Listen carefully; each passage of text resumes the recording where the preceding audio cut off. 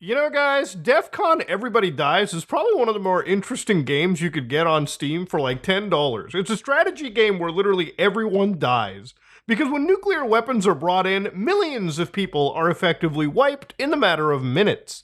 Now, of course, this isn't a video review of DEF CON. In fact, I'm talking about the real world that we live in. Now, if you're somebody that considers themselves to be a prepper, you know, words like ICBM trending and World War III trending is probably, in your mind, at least some level of a return on investment. I think it's amazing to be prepping, especially for a world that is relatively wild when it comes to stability on a day-to-day basis. You know, in today's day and age, there's so many conflicts that one could say it almost rivals that period before World War II, where there was a lot of different regimes, a lot of different forms of expansionism that all led to the entire massive world war that got pretty much every single major country involved. And usually in that situation, you know, it was different back then. Now with things like intercontinental ballistic missiles and nukes, like DEF CON, everybody dies. So, according to Rockstar Games conspiracy theorists, today was the day that we were supposed to get any information regarding Grand Theft Auto 6's Trailer 2. But if anything, we didn't get any of that, and I pretty much expected it. What we did get was a lot of world leaders discussing actual ICBM or IRBM attacks. So early on a Thursday morning, a whole bunch of Russian actual ICBM started raiding hell from the sky. This is some footage actually captured and shared by Forbes and plenty of other publications. One of the reasons why I don't make these videos literally like the day after it happens is because there is a level of misinformation. Sometimes you'll find people sharing like 4 or 5 year old Arma footage, Arma 3 footage, and passing it off as realistic, and generally where your grandparents might actually believe, oh my god, that is real. Or they might share like flight simulator footage and pretend and pass it off like it's the real thing. It's best to wait maybe a few days so every single country can kind of respond, and get their word out, so to speak. Now in this footage over here, it almost looks like just God is raining down actual like hell from the sky. Like this is actually a smiting that is occurring. No, what appears to be the case is actual IRBMs, not ICBMs, okay? So anyways, you can see that actual missile barrages are going down. And where did this actually occur, ladies and gentlemen? This occurred in the city of Dnipro, Ukraine, okay? So basically what has effectively happened over here is some new type of intermediate range hypersonic ballistic missiles, so IRBMs, actually were carrying payloads that thankfully did not contain anything of the nuclear variety. Thankfully speaking, and that's according to Democracy Now! Now, while it seems like the Ukrainian president decided to also respond to this, this translation, I can't speak, Russian, Ukrainian, or any of that, but one translation that came from, again, Forbes was, it seems one weapon delivered all the warheads. The telemetry, high and fast, indicated it was a ballistic missile. It had all the characteristics, speed, altitude, of an intercontinental ballistic missile. So immediately that was when ICBMs were being shared around on the internet and people were genuinely scared, right? Like if you ever want to think about the world ending, there's a pretty good website that I'll actually show you known as exitmundi.com. Now, if you followed my channel since literally the days of haunted gaming, then you probably knew that at some point we were looking at end of the world scenarios, and some of them came from this website. So believe it or not, we've thankfully passed some of these actual scenarios. But did you know that even if none of these happen, we still actually will end up going through some end of the world scenario? For instance, in 100 trillion years, if humanity evolves to the point where we become actual cyborg human beings, and yes, some people believe this monstrosity could actually be a human being of the future, then eventually we would need to consume such little energy that we'd have to put our physical bodies into sleep mode, and eventually that would just cause us to eternally sleep forever, because as the universe expands and cools, the level of energy that was once present dwindles literally year by year. So this is going to happen to you in like 100 trillion years. None of us are going to be alive for it, but if humanity does make it to 100 trillion years, then they'll have to worry about it going forward. But it's also really interesting looking at some of this stuff because it also covers end of the world scenarios that might relate to things like, massive global, like massive environmental issues. It might also, relate to crazy end of the world scenarios that religion brings into the mix too. Like if you follow any of the world's major religions, you might actually, know of things like Judgment Day, for instance, when the Antichrist comes. Or you might come across wild shit like Ragnarok, okay, which sounds awesome as fuck if it happens. But at the end of the day, the world ends and everybody dies. So that's just one reality. Now, the thing about it is, humanity has pretty much come into grasps with the world ending several times in the past, which is why I genuinely have a pretty positive outlook in life. I think no matter how bad things can get, I like to believe and hope that most of the people running the world will probably at least realize that ending us all is not beneficial in any capacity. But then again, human beings are also quite disappointing, so you do have to worry a little bit. Now, in the last couple days, what even got me a little freaked out about it too was a Russian actual government account was posting wild shit like this. Now, one account known as Dmitry Medvedev, I hope I pronounced that one right. Russian names sound cool as hell, but pronouncing them is a whole different story.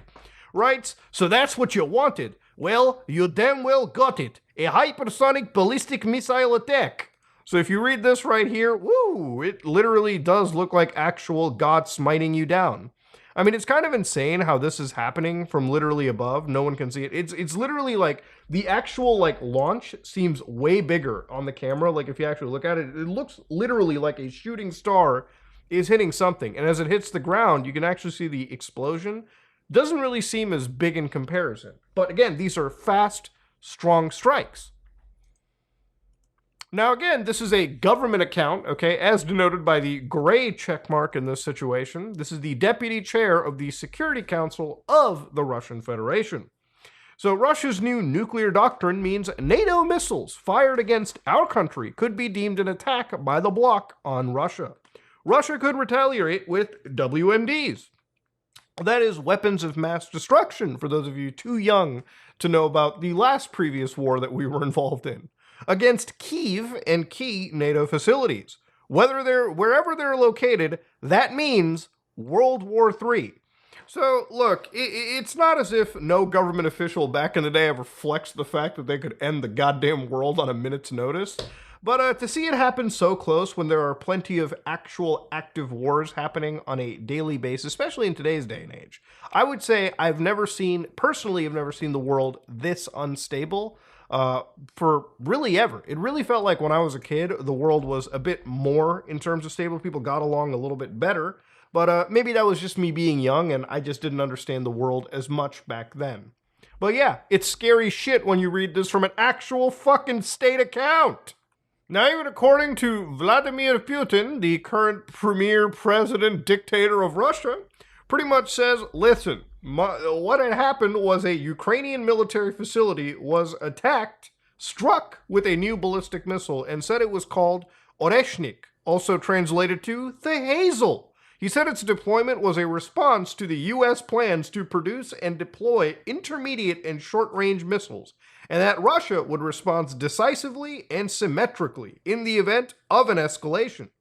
Moscow said it targeted a missile and defense firm in the central Ukrainian city of Dnipro, where missile and space rocket company Pivdenmash, known as Yuzhmash by Russians, is based.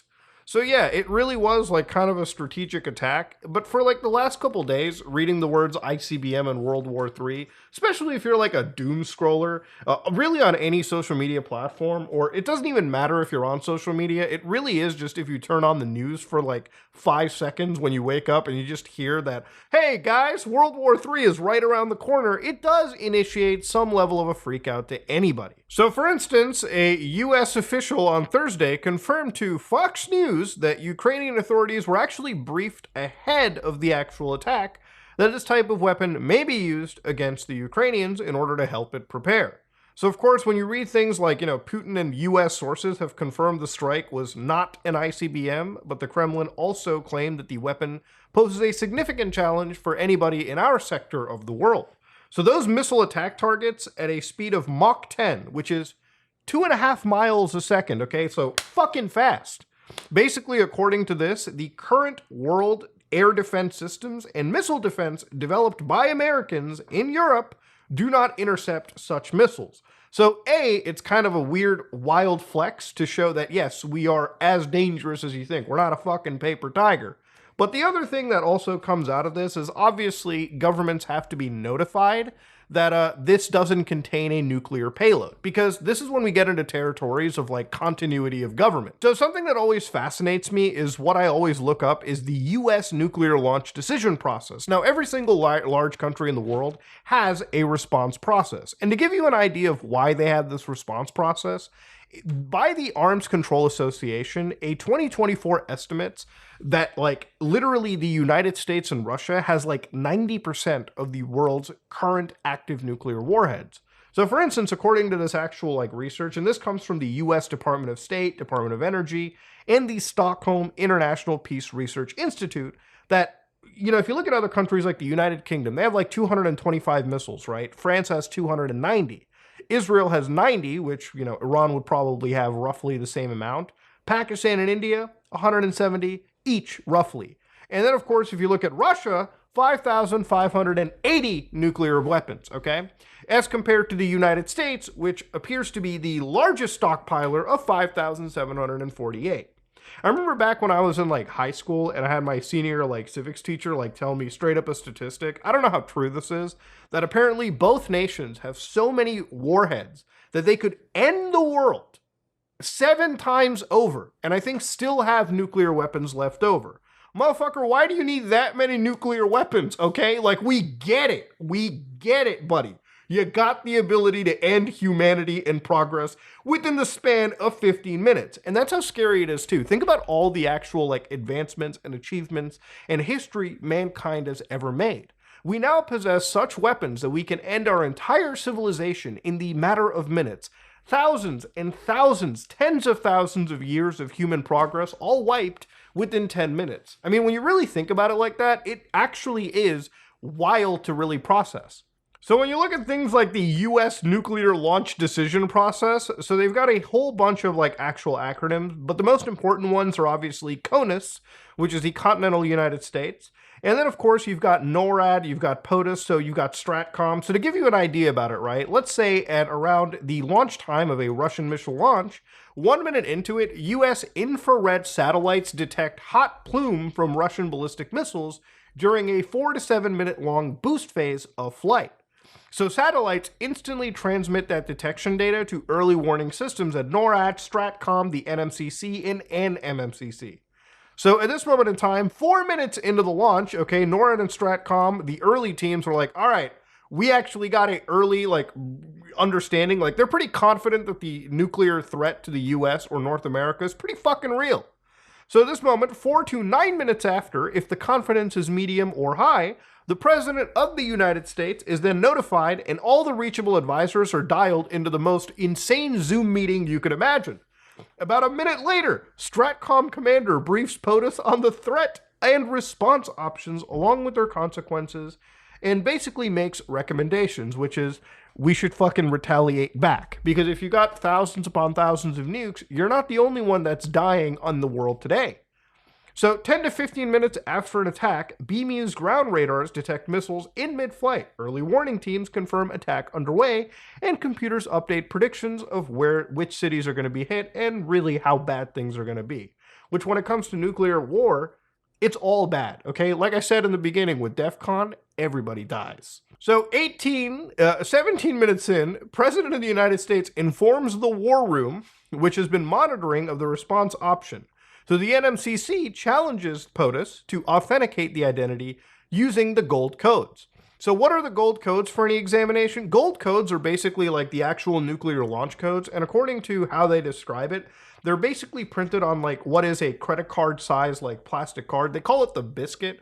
So you're supposed to like snap this in two, and then you're basically supposed to decipher like the codes on it and verify that you're actually the commander-in-chief of the United States, right? Like, it's a pretty it's like the world's wildest two-factor authentication, right? Like, when you're on the phone at the end of the world, they have to do the final 2FA check to make sure the president can fire back. The president is confirmed, and they have confirmed that they are ending the world. Like, when you become president of the United States, and God forbid a war actually comes out, you basically also are given the task of deciding humanity's future, right? Like imagine waking up in the middle of the night during a wild shit hits the fan scenario and basically given a few minutes to confirm your identity and basically launch back the end of the world, right? Like it's fucking insane when you really actually process it in your head. So then you start looking up things like US continuity of government programs. Now, every single nation large enough in the world has a cog in process. So what a continuity of government basically means that at some point, if shit hits the fan, the United States has a line of succession and a way for them to come back from the ashes and run the government. One of the things that I always found super interesting that I very recently learned about was something known as a designated survivor. So this was actually something that was coined up when nuclear weapons came into play in the modern day and age we live in. So basically, since like the 50s, and of course, this is a list of actual designated survivors. So these individuals basically get set aside during massive like State of the Union addresses where like, you know, big leadership is supposed to be together. So in the event that a nuclear strike hits DC or like just blows up every single like massive leader, the United States always keeps one person away from any of these situations in complete safety. So if the worst case scenario happens, there will always be somebody to lead the government in some capacity, right? So it's wild when you look at every single route these people take. It almost makes it look like you're looking at the world's largest meth head coming up with the most insane shit because they're paranoid out there. But is it really paranoia when in a modern day and age, people can be out to get you? No, that's just called being safe. Now look, I know that I'm kind of like trying to have like a goofy, fun, haha time talking about this, but this stuff really fascinates me. I get really wilded out when I look at things like nuclear strikes and I look at, I mean, it sounds weird out of context when I say it, but I get like really blown away when I start looking up all these contingency programs because if it's one thing that really baffles me is that humanity has lived for thousands of years, but we're now at a point, a precipice, where we can literally lose our entire existence in the matter of minutes if world leaders disagree with each other, right? I think humanity is amazing in a lot of ways, and I think that, you know, in a perfect world, we would all fucking get along. But clearly, in some cases, we just don't. All right, simple as that. I just think it's wild to see that we could end ourselves. Now, at the end of the day, you know, no matter what happens, I like to just remind people that if the worst does occur, you really don't have any other option but to hold the closest around you and see the fireworks go off. It's one of the reasons why, while I'm fascinated, I've slowly grown to just accept all of this, okay? And I've learned to accept it because worrying about and doom scrolling about World War III isn't really going to be good for your mental health. At some point, you just have to understand that you live day by day, and if the worst ever comes to happen, then, you know, you live every day like basically it's your last. You live every day in the most positive manner that you can, and you hold the people around you as the nukes fall. Now, one thing that always blows me away, and if you've watched my channel for the last couple of years, you know that I'm a huge sucker for emergency alert scenarios. So while I talked about the government knowing what they're doing, the government always has advanced knowledge of shit that's about to happen. Now, what about the government warning the people? So this is a real clip that I'm about to show you, and mind you, some of the tones I might have to edit out because of legal reasons, broadcast reasons, but also I don't want to like trip any possible EAS system that we're about to discuss.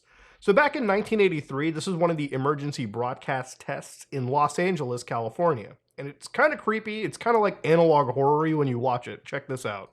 Oh. This is a test. For the next 60 seconds, this station will conduct a test of the emergency broadcast system. This is only a test.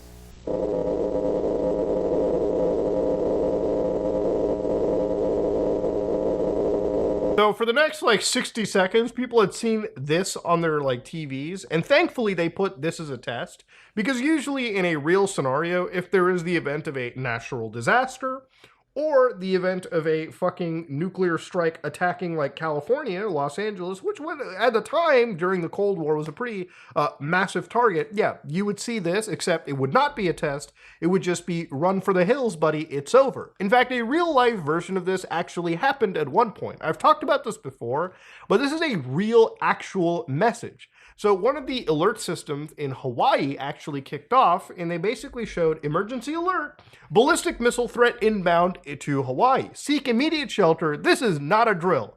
Now, you might be complaining about shit like Amber Alerts and whatnot on your phone, but imagine like just randomly picking out your phone and reading this. The amount of anxiety and fear one would have would be insane. And there's one user by the name of Joe Walker who actually did capture some footage from the University of Hawaii where actually students were panicking once they saw it. Like you can see literally people running for the heavens, running for any form of shelter once they read stuff like this. And you can't even blame them because it's just that wild. So for 38 minutes and 13 seconds, people were like, all right, I guess we're screwed. So at this moment, state officials actually ended up blaming a miscommunication during a drill at the Hawaii Emergency Management Agency for the first message. Now, to be fair, if you ever have done a false alarm like this, there needs to be some serious consequence for the government officials involved in it, because this kind of stuff seriously will just spread the most pandemonium to someone. Like imagine 38 minutes of just realizing that your life might actually be over. But one real scenario where this actually did kick up, I talked about it about a year ago when North Korea was like firing, missiles. And at one point in Japan, they started issuing this error to the residents of Hokkaido. Now, while I can't translate this actually was an evacuation warning because of a missile attack that was possibly about to, at the time, hit somewhere in Japanese territories. Now, the Japanese government said that this was an actual emergency warning. It wasn't a joke, but they actually retracted it as soon as they found out that the actual missile going out was not going to be landing in Japan's territory.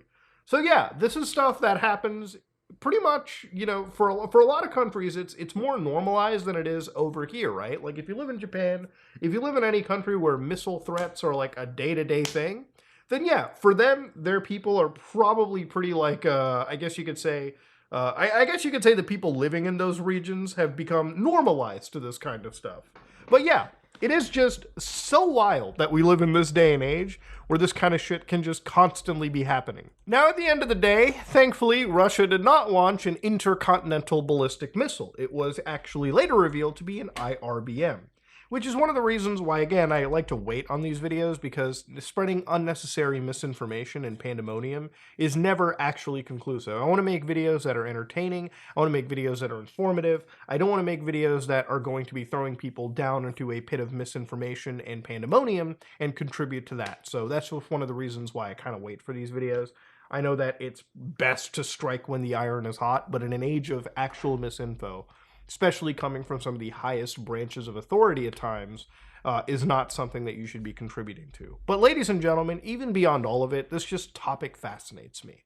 When I read about, intercontinental ballistic missiles, nuclear weapons, the world ending, it's just one of those things where the processes are super duper interesting. And the ways that we detect, the way that we counter them, the way that we even just relay how the world ends to each other is just a stark reminder of how fragile our existence on this planet really is. So at the end of the day, look, I'm not saying this to kind of freak people out and make people doom. If anything, I want you to doom far less. Because at the end of the day, ladies and gentlemen, the world will end. We will die. It's what we do until we get to that point that really matters. It's how we live. It's how we treat the people around us. It's how we make people around us smile and enjoy their life before it all comes to its final conclusion. We will die at some point. But before we die, I hope that at least we all can agree to make each other smile, make each other feel loved, protected, safe, and ultimately be really good human beings to each other.